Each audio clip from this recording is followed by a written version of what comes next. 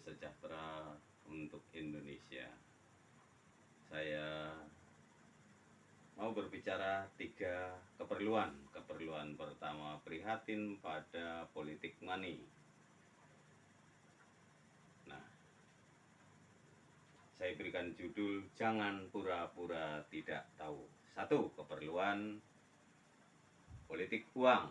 Kedua, untukmu Indonesia, sarana pelengkap pemilu dengan teknologi yang sesungguhnya Indonesia sudah memiliki, Indonesia sudah ada, Indonesia sudah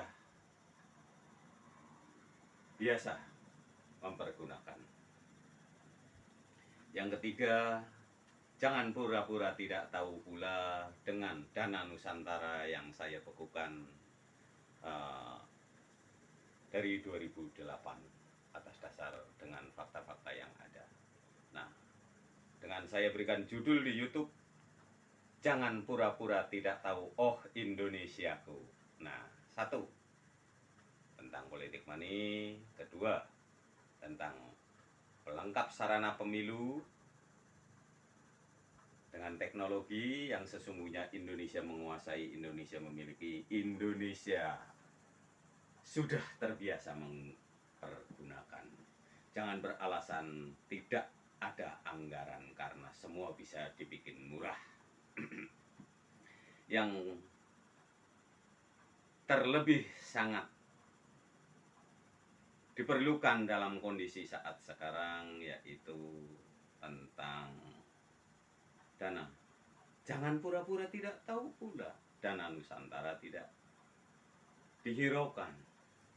Jelas Indonesia mengerti, jelas Indonesia mengetahui. Nah, saya bekukan dari 2008. Mengapa tidak satupun dari pilar manapun untuk tembus menegur saya, justru yang ada perbuatan-perbuatan yang sangat tidak terpuji pada diri saya. Amin, amin, ya robbal alamin. Astagfirullahaladzim, astagfirullahaladzim, astagfirullahaladzim. Mari kita awali dari sebuah kenyataan. Politik uang. Sesungguhnya Indonesia telah memiliki sistem anti politik uang. Mana faktanya? Faktanya adalah mereka-mereka penempatan 1, para camat. Kedua, para kapolsek, para danramil. Nah, semua tidak pakai uang sesungguhnya. Indonesia udah punya sistem itu. Kenapa tidak dilakukan? Kenapa bilangan pilkada, pilgub, dan sebagainya tidak menggunakan cara itu? Mari kita pindah ke keperluan sarana pemilu, yaitu teknologi. Indonesia bisa sewa. Indonesia bisa menggabungkan dengan sistem yang sudah berjalan di Kementerian Informasi ataupun di sisi satuan cyber.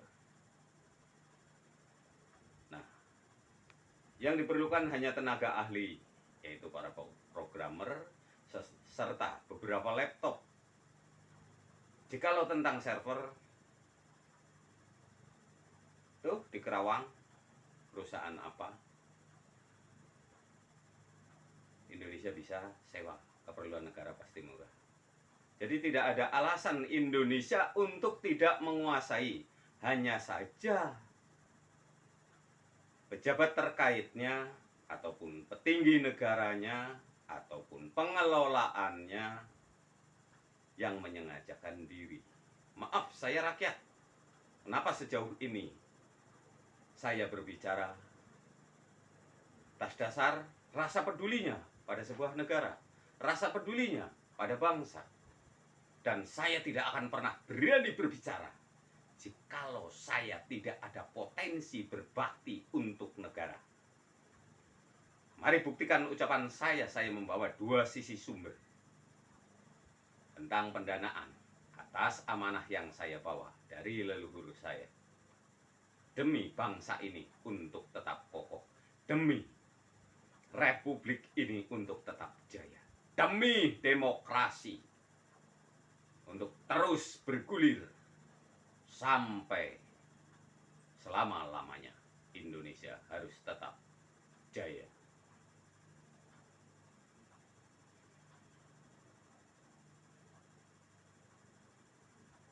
Yang ketiga, tentang uang, yaitu dana Nusantara. Kenapa dana Nusantara didiamkan sekian lama? Saya amati 5 presiden telah nyata aset negara terjual. Saya selaku penerima hak waris mencairkan, punya tekad dan keberanian di 2008. Saya pantau semakin terpuruk, memberanikan diri pribadi saya untuk ngeblok yang bersifat kemungkinan di sisi Bank Dunia adalah dana talang. Akhirnya saya cut. Saya berharap Indonesia menegur saya, memanggil saya, biar sekalian kita cairkan dan kita makmur. Mau sampai kapan sekiranya kalau seperti ini terus? Maaf, beribu maaf, oh Indonesiaku, jikalau aku tetap dibendung. Maaf, peruntukan jiwa dan kehidupan suratan takdirku bukan hanya untuk Indonesia. Saya ada untuk umat manusia. Skalaku dunia untuk menabur kebaikan dari sisi Islam. Negeri Islam bukan hanya Indonesia saja. Maaf, beribu maaf, kesempatan tidak datang 2 kali. Anda boleh bangga, wahai para tokoh-tokoh Indonesia, dengan dana Nusantara. Tapi ada pembagiannya. Dan saya kuasai akan hal itu. Tapi jikalau aku telah berpaling dari sisi Indonesia, maaf, dana yang tak terhingga kebelut. Karena peruntukanku sealam raya. Tidak ada pengangkatan dari negeri manapun untuk berbuat baik pada umat manusia. Sekiranya cukup yang saya sampaikan, mohon dimengerti. Saya tidak akan pernah melawan pemerintahan yang sedang berjalan. Oh tidak, saya tidak suka kekerasan. Tapi kalau ada kekerasan itu saya juga nggak nawar. Itulah prinsip.